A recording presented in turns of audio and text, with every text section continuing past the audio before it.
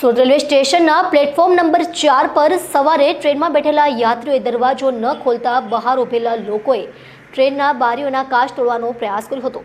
આ સમગ્ર ઘટનાનો વિડીયો હાલ સોશિયલ મીડિયામાં વાયરલ થયો છે।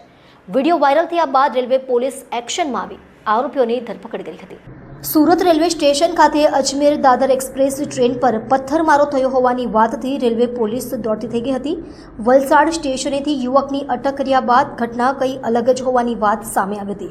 ટ્રેનનો દરવાજો બંધ કરી અન્ય મુસાફરોને એન્ટ્રી નહીં આપતા આ યુવકની પોલીસે અટક કરી હતી। મળેલી માહિતી મુજબ ગુરુવારે સવારે અજમેર દાદર એક્સપ્રેસ ટ્રેન સુરત રેલવે સ્ટેશનના પ્લેટફોર્મ નંબર 4 પર આવી હતી।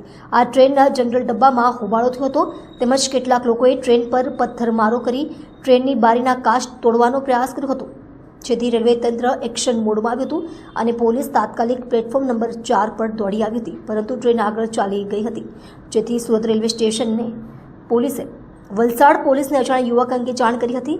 વલસાડ પોલીસે રેલવે સ્ટેશનેથી આ યુવકને અટક કરી સુરત રેલવે પોલીસને સોંપ્યો હતો।